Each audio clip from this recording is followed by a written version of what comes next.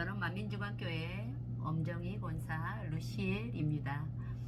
오늘은 사랑장 말씀을 증거하겠습니다. 만민중앙교회 당회장 이재로 목사님께서 설교해 주신 사랑장 첫 번째 강의를 시작하겠습니다. 고린도전서 13장 1절에서부터 13절 말씀입니다. 내가 사랑의 방언과 천사의 말을 할지라도 사랑이 없으면 소리나는 구리와 울리는 꽹과리가 되고, 내가 예언하는 능이 있어 모든 비밀과 모든 지식을 알고 또 산을 옮길 만한 모든 믿음이 있을지라도 사랑이 없으면 내가 아무것도 아니요.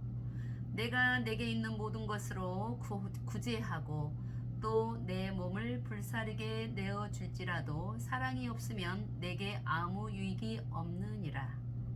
사랑은 오래 참고, 사랑은 온유하며 투기하는 자가 되지 아니하며, 사랑은 자랑하지 아니하며 교만하지 아니하며, 무례히 행치 아니하며 자기의 유익을 굳지 아니하며, 성내지 아니하며 악한 것을 생각지 아니하며, 불의를 기뻐하지 아니하며 진리와 함께 기뻐하고, 모든 것을 참으며 모든 것을 믿으며 모든 것을 바라며 모든 것을 견디느니라.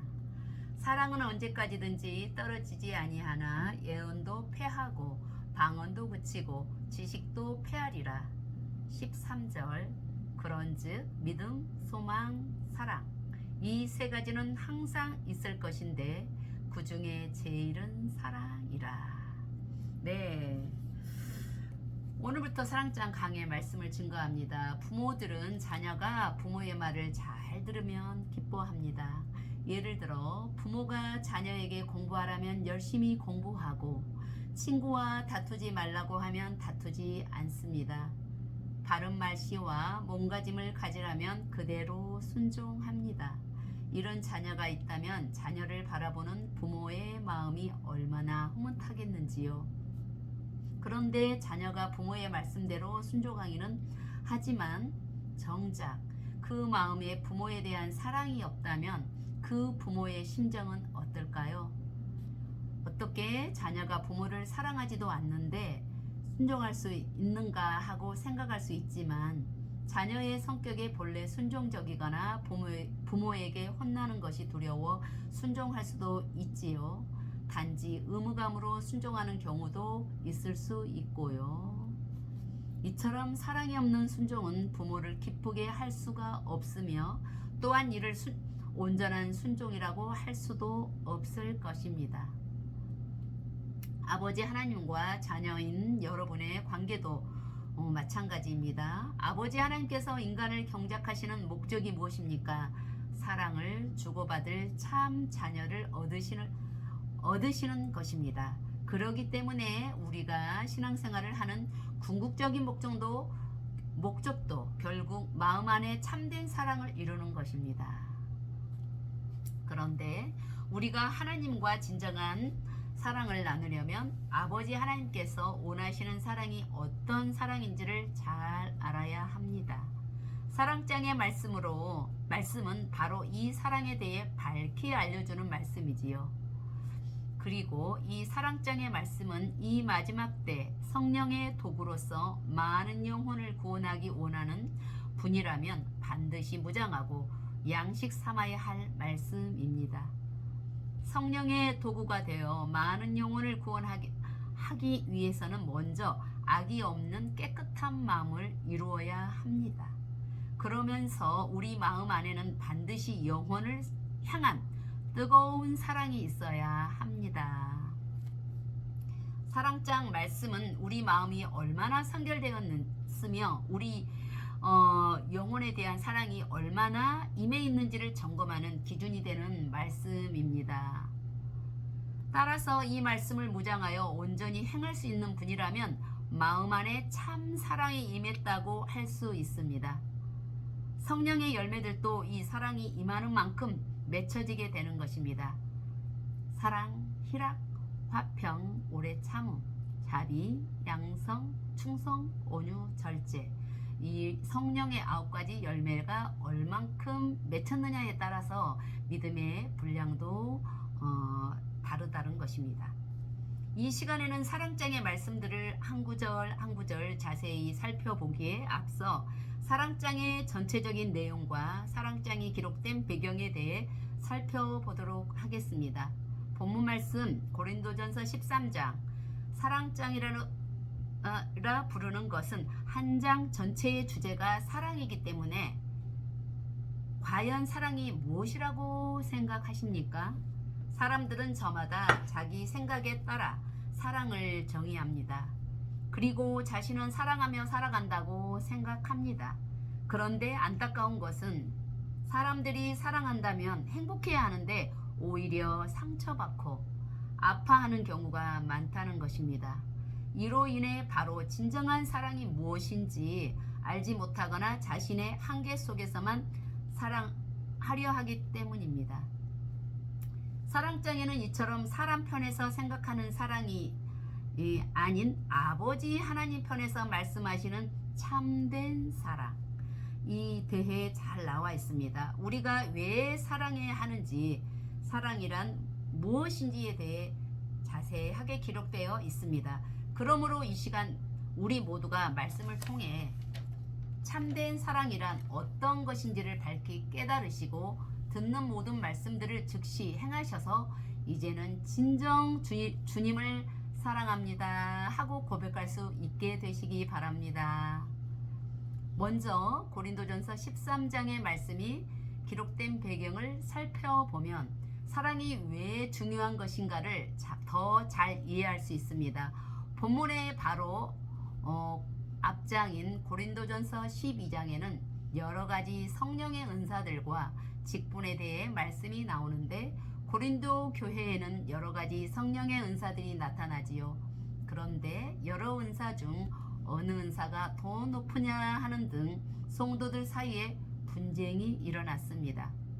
고린도전서 12장 7절에 각 사람에게 성령의 나타남을 주심은 유익하게 하려 하심이라 말씀한 것처럼 각종 성령의 은사는 하나님께서 성도들의 신앙에 유익하도록 선물로 주신 것입니다.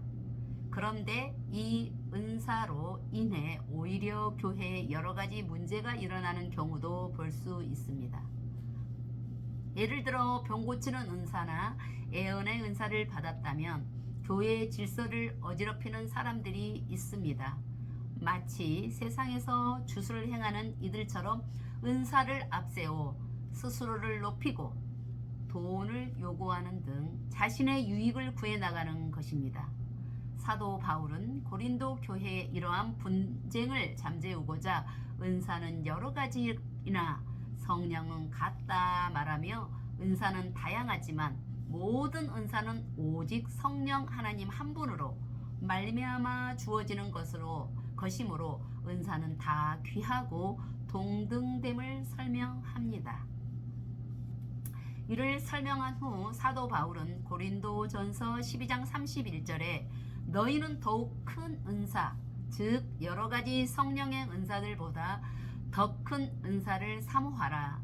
내가 또한 제일 좋은 길을 너희에게 보이리라 말하고 뒤이어 이 사랑장을 기록했습니다. 이 사랑장을 통해 은사 중 가장 큰 은사는 사랑의 은사임을 말씀하고자 했던 것입니다. 즉 아버지 하나님께서 교회에 다양한 성령의 은사를 주신 목적은 결국 더욱 큰 은사, 곧 사랑을 온전히 이루게 하기 위함을 깨우쳐 주고자 한 것입니다. 교회의 성도들에게 아무리 큰 은사나 직분이 주어졌을지라도 사랑이 없고 오히려 다툼과 분쟁이 일어난다면 그 은사는 차라리 없느니만 못한 것입니다. 이처럼 교회와 성도가 신앙생활을 하며 하나님의 나라와 의를 이루는 것의 궁극적인 목적은 사랑이라는 사실입니다. 그런데 사랑에는 참 사랑만 있는 것이 아니요. 겉보기에는 그럴듯해 보이나 실제로는 참이 아닌 가짜 사랑도 있다는 사실입니다. 한 예를 들어 시장에는 명품의 상표를 달고 있고 그 모양이 명품과 똑같아 보이는데도 실제로는 명품이 아닌 모조품들도 많이 있다고 합니다. 그래서 많은 사람들이 이 모조품을 진짜 명품으로 잘못 알고 구입하는 것입니다. 명품은 대개 오랜 시간이 흘러도 처음의 모양을 그대로 유지하며 그 질도 우수하지만 모조품은 사용한 지 얼마 되지도 않았는데 쉽게 해지거나 망가지는 경우가 많지요. 마찬가지로 사랑의 명품과 같은 영의 사랑이 있고 모조품과 같은 육의 사랑이 있다는 사실입니다. 영원히 변하지 않으며 오직 상대를 위해 자신의 모든 것을 희생하는 사랑이 있는가 하면 반면에 어느 정도 시간이 흐르면 변질되며 조그만 일에도 쉽게 깨어지는 사랑도 있습니다. 지금부터 세상에서 흔히 사랑이라 부르는 것들을 말씀드릴 때 그 사랑이 과연 참된 것인지 아니면 모조품에 해당하는지 구분해 보시기 바랍니다. 그래서 우리 모두는 명품과 같은 참된 영의 사랑을 할 수 있어야 되겠습니다. 먼저 이웃이나 친구 간의 사랑을 살펴보겠습니다. 우리 한국 사람들은 이웃을 형제나 다를 바 없다 하여 이웃을 이웃 사촌이라 일컬기도 합니다. 그만큼 이웃끼리 친분이 두텁다는 의미이지요. 그러나 이 말은 점차 옛말이 되어가고 있습니다. 요즘은 대부분 이웃끼리 문을 굳게 걸어 잠그고 집 주변에는 높은 담을 쌓을 뿐만 아니라 눈에 보이지 않는 마음의 담을 쌓기도 합니다. 남들에게는 관심이 없기 때문에 이웃에 누가 살고 있는지 모르며 알려고도 하지 않습니다.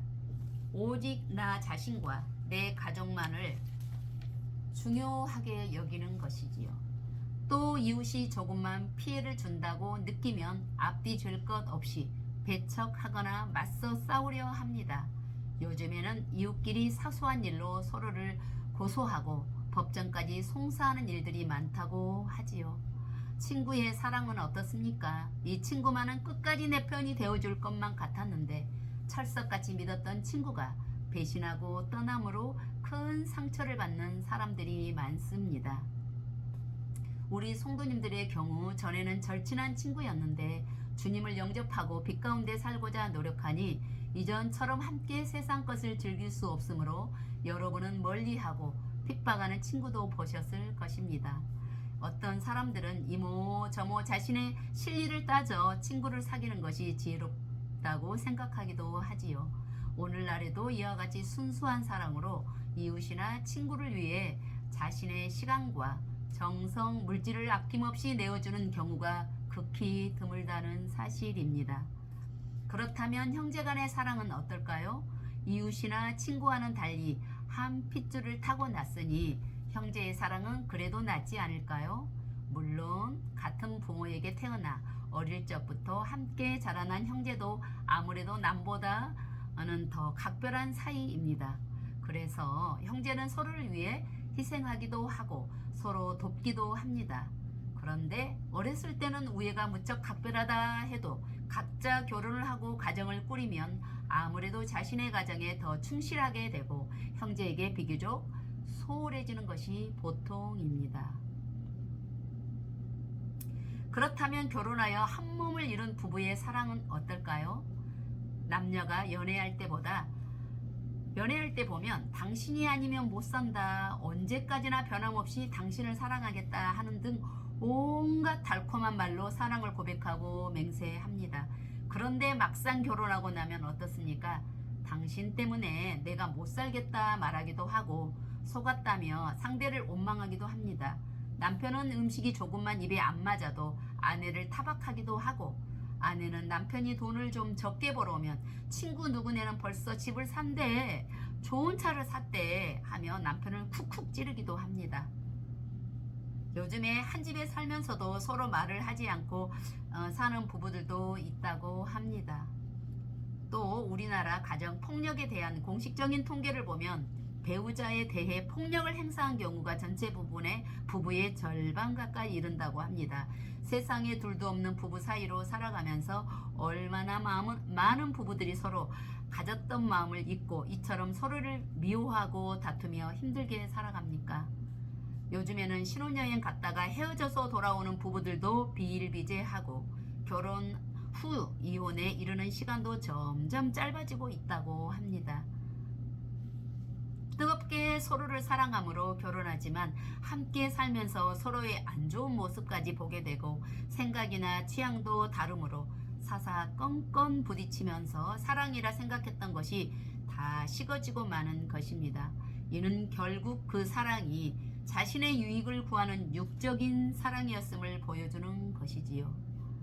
그렇다면 그래도 이 세상에서 가장 숭고하다는 부모의 사랑은 어떨까요? 자신이 좋은 것을 먹고 입으려 하기보다 자녀에게 먼저 주기 원하는 것이 부모의 마음입니다. 그런데 부모가 이처럼 자기 자신보다 자녀를 먼저 생각한다는 마음 한편에는 대개 자신의 유익을 구하는 마음이 있지요. 예를 들어 부모들은 자녀에게 무엇을 강요하면서 다 너 잘되라고 그러는 거야 하고 말하지만 사실은 자신의 만족을 채우거나 자랑하기 위해 자신의 뜻대로 자녀를 이끌려는 경우가 많습니다. 그러니 자녀가 진로나 결혼을 선택함에 있어서 부모의 뜻과 반대되는 것을 선택하기라도 하면 심히 반대하기도 하고 실망스럽다 말하기도 합니다. 내가 너를 위해 이마만큼 희생했는데 그것을 알아주지 않고 오히려 무시한다는 것입니다.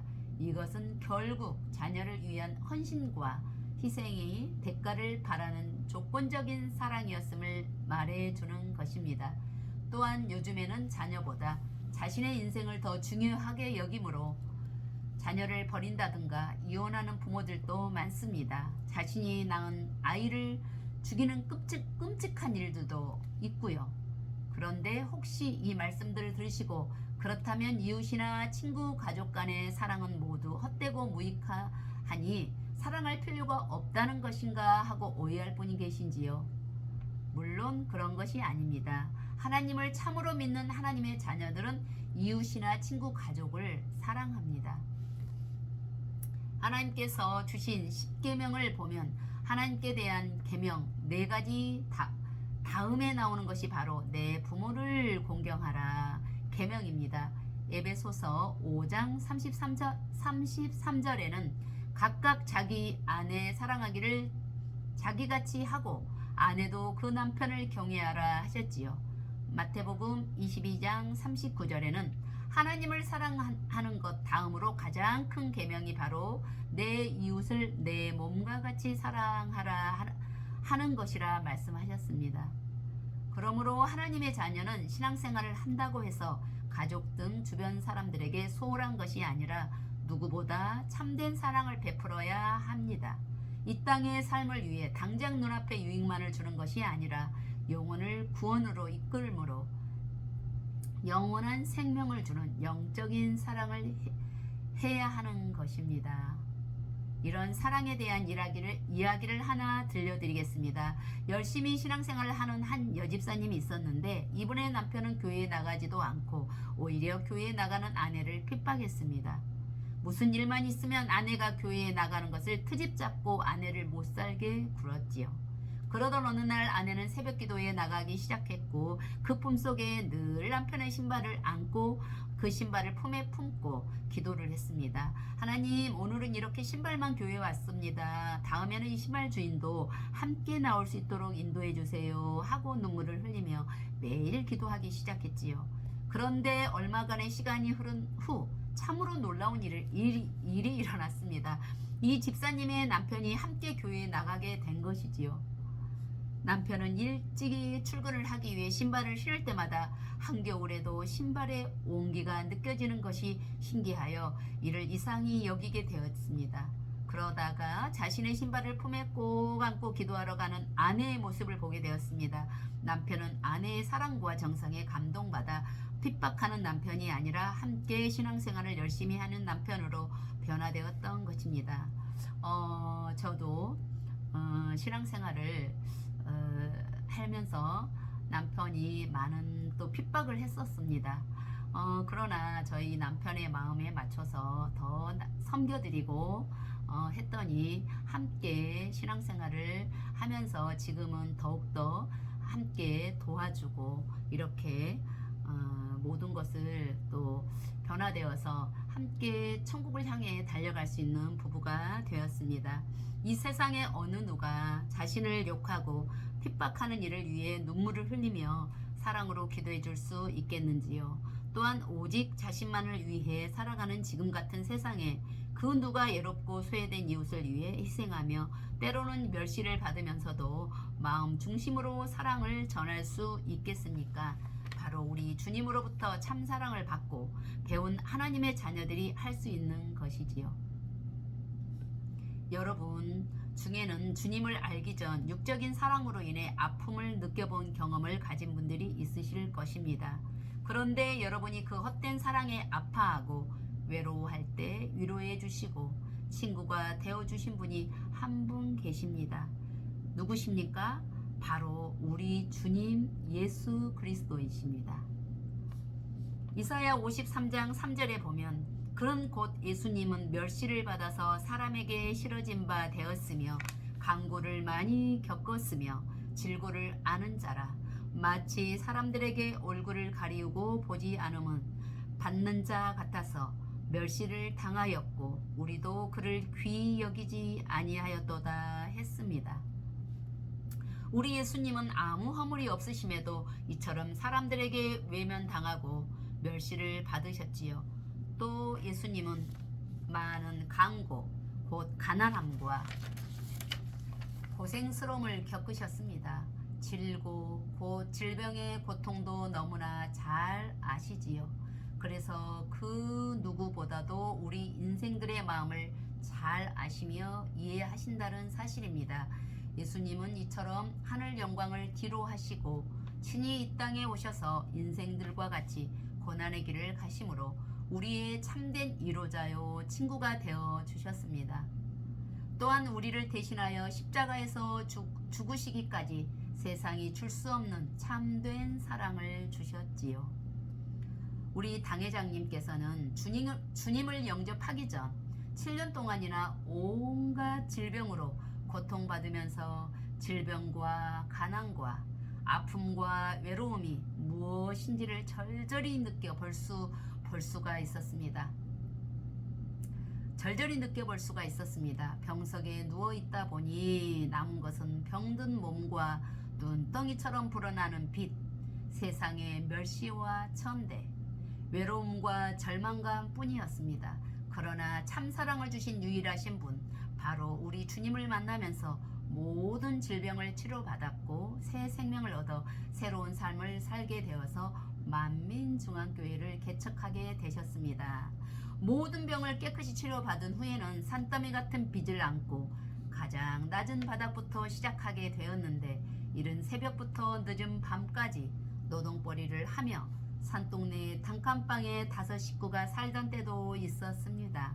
지금은 그 모든 시간들이 얼마나 값지게 여겨지는지요.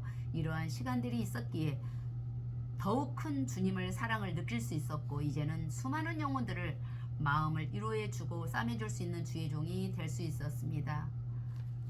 하나님은 사랑 자체가 되십니다. 아버지 하나님께서는 죄인인 우리를 위해 사랑하시는 독생자 예수님을 이 땅에 보내주셨습니다.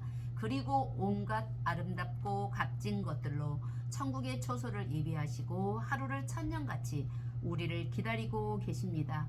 여러분이 조금만 마음을 열어도 이런 아버지 하나님의 섬세하고 풍성한 사랑을 느낄 수 있습니다. 아름다운 자연을 한번 생각해 보시기 바랍니다. 푸른 하늘과 바다, 산천, 초목은 아버지 하나님께서 우리가 인간 경작을 받은 후 구원받아 천국에 갈 때까지 이 세상에서도 항상 천국을 소망할 수 있도록 친히 아름답게 지어주신 것들입니다. 이러한 하나님의 자녀로 택함받고 사랑받는 우리는 어떤 사랑을 해야 하겠습니까? 자신의 유익에 맞지 않으면 변질되는 썩어진 헛된 육의 사랑이 아닌 영원하고 참된 영의 사랑을 해야 하겠습니다.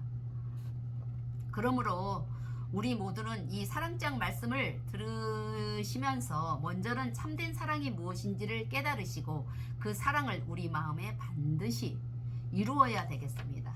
그래서 우리 모두가 저 아름다운 천국에 이르러서는 물론 천국에 갈 때까지 이 땅에 사는 동안에 하루하루 아버지 하나님과 참된 사랑을 나누는 사랑스러운 자녀들이 다 되시기 바랍니다. 또한 성령의 도구가 되어 이 마지막 때 전 세계 80여 개의 영혼들을 구원으로 이끄시며 이웃을 내 몸과 같이 사랑하는 감동적인 삶을 사시기를 주님의 이름으로 축원합니다. 감사합니다. 사랑합니다. 다음 시간에 봬요. 안녕히 계세요.